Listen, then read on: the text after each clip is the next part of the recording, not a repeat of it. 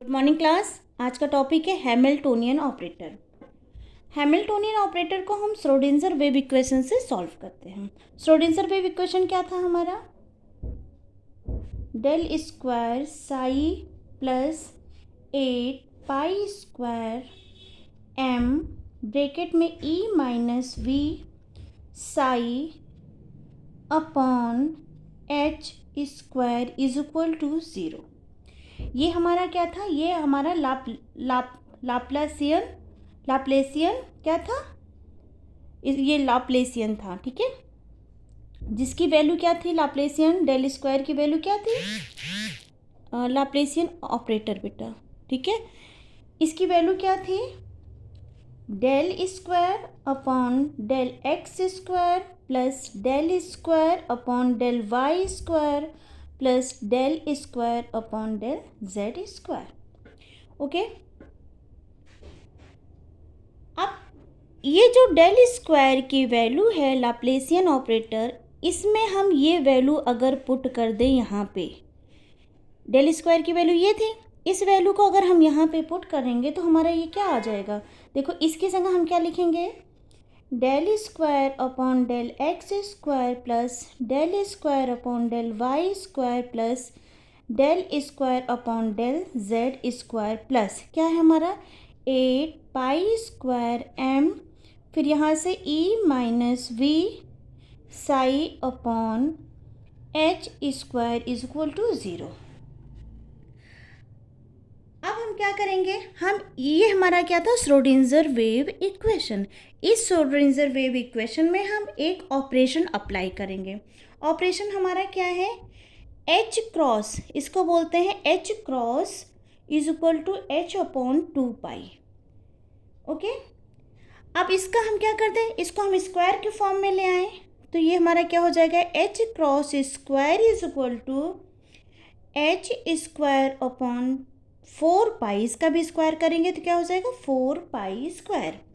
या फिर हम इसको कैसे लिख सकते हैं? और 1 upon H square is equal to क्या हो जाएगा? ये ऊपर चला जाएगा और ये नीचे चला आएगा, क्योंकि हम इसको क्या कर रहे हैं?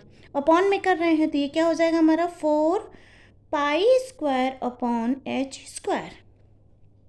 क्लियर? अब यहाँ पे क्या है? हमारा एच स्क्वायर है और यहाँ पे क्या हमारा एच स्क्वायर है। इस एच स्क्वायर की वैल्यू को जब हम यहाँ पे पुट करेंगे तो क्या होगा? ठीक,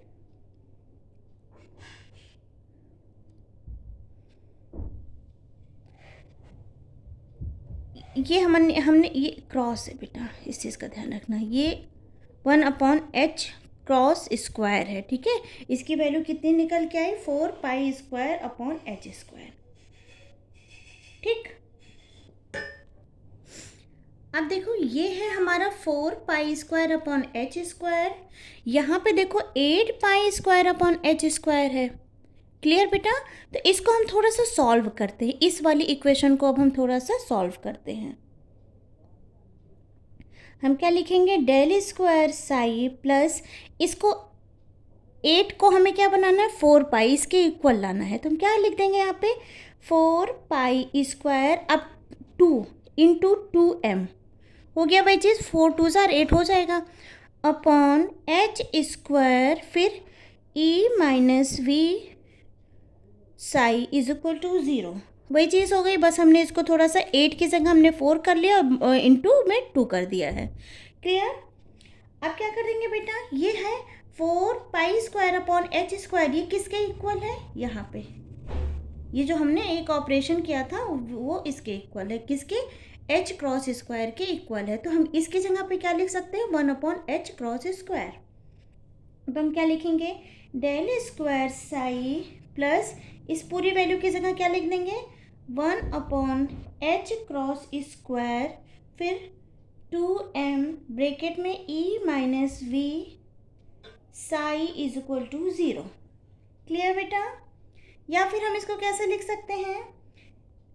इस डेल स्क्वायर की वैल्यू को इधर ले आओ और ये सारी वैल्यू को इधर लिए जाओ तो क्या हो जाएगा? Del square psi is equal to, ये क्या है? अब ये वैल्यू इधर जाएगी तो माइनस में जाएगी, -2m upon h cross square e minus we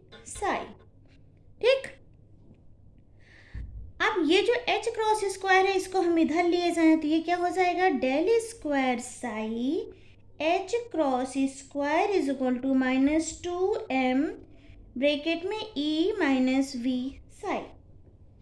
okay, अब यहाँ पे ये 2m है, इस 2m को भी हम इधर अगर ले आएंगे तो क्या हो जाएगा, del square psi h cross square upon ये 2m इधर आएगा तो ये क्या हो जाएगा, -2m is equal to e minus we Sai.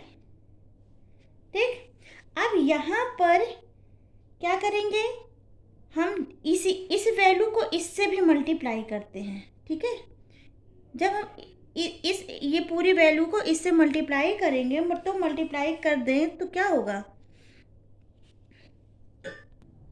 हम इसको कैसे लिख सकते हैं बेटा, ये डेल को मैंने ट्रायंगल बना दिया था, सब जगह सही कर लिया, आप लोग भी सही कर लीजिएगा। क्या हो जाएगा, del square psi h cross square, हमने क्या किया, इससे इसको मल्टीप्लाई किया है तो ये क्या हो जाएगा, upon 2m plus v psi is equal to क्या हो जाएगा, ई साई। क्लियर। अब देखो यहाँ भी साई है और यहाँ भी साई है, साई को हम क्या करते हैं, कॉमन ले लेते हैं। तो जब हम कॉमन लेंगे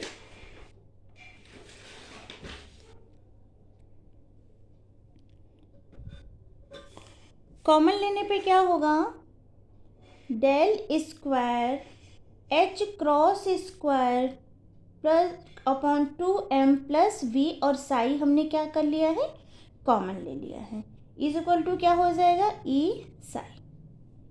ठीक, अब क्या है बेटा, हम इसको क्या लिख सकते हैं, इस पूरी वैल्यू को हम क्या लिख सकते हैं, देखो यहाँ पे ये जो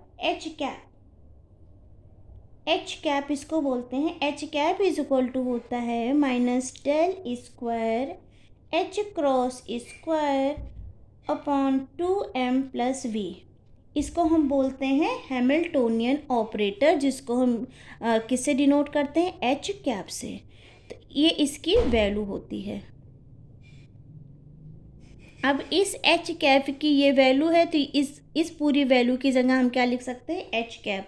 तो हम क्या लिख सकते हैं, एच कैप, यहाँ पे बचा psi is equal to e psi. Clear. यही होता है हमारा हैमिल्टोनियन ऑपरेटर, जिसको हम किससे डिनोट करते हैं, एच कैप से डिनोट करते हैं। ये जो हमारा एच कैप होता है, इट कंसिस्ट 2 पार्ट। कौन कौन से पार्ट कंसिस्ट करता है, पहला होता है आपका कैनेटिक एनर्जी पार्ट, जिसको हम लिखते हैं del square h cross square upon -2m।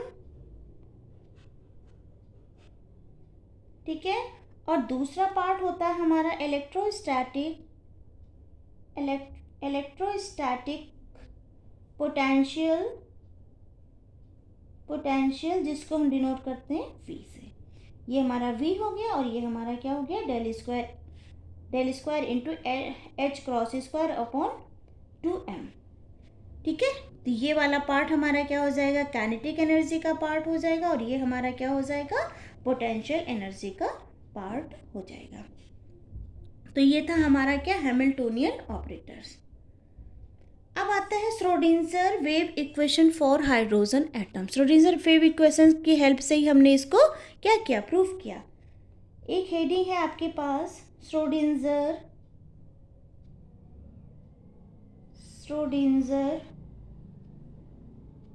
Wave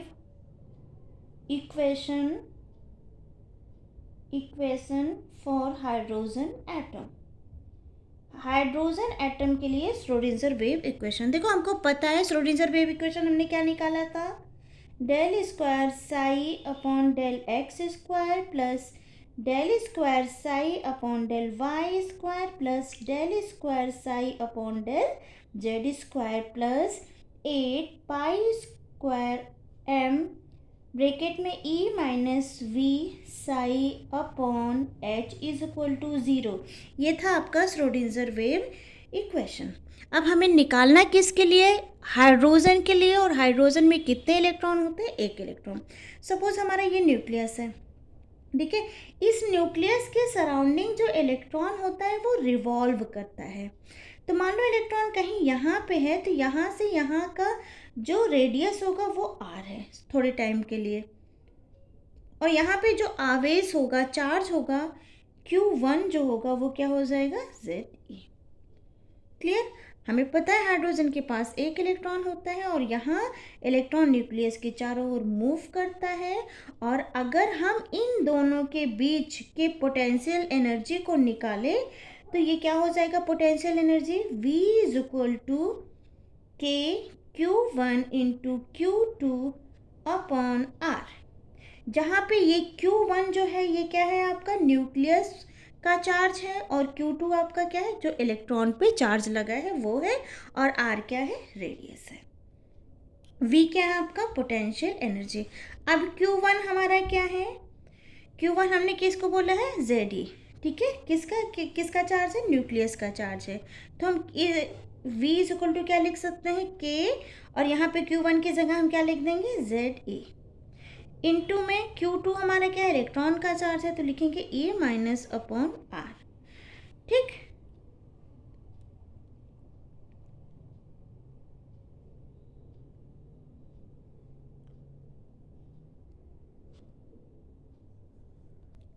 या फिर हम इसको कैसे लिख सकते हैं, V is equal to minus k z, ये भी इलेक्ट्रॉन का चार्ज है, ये भी इलेक्ट्रॉन का चार्ज है, तो हम क्या करेंगे, स्क्वायर कर देंगे अपॉन आर। अब आता है for hydrogen atom, for hydrogen atom, hydrogen में कितने इलेक्ट्रॉन होते हैं, 1 इलेक्ट्रॉन, तो हम क्या लिख सकते हैं, V इज इक्वल टू क्या हो जाएगा आपका, एक इलेक्ट्रॉन है, तो यहाँ पे अगर हम 1 लिखेंगे तो 1 ही वैल्यू आएगी, तो इसके लिए हम लिख सकते हैं E स्क्वायर अपॉन आर। ये किसकी वैल्यू निकल के आ गई, V की वैल्यू निकल के आ गई। अब इस V की वैल्यू को हम इस श्रोडिंगर वेव इक्वेशन में रखते हैं। क्लियर बेटा। तो क्या है Schrodinger wave equation, del square psi upon del x square plus del square psi upon del y square plus del square psi upon del z square plus 8 pi square m upon h, ठीक है।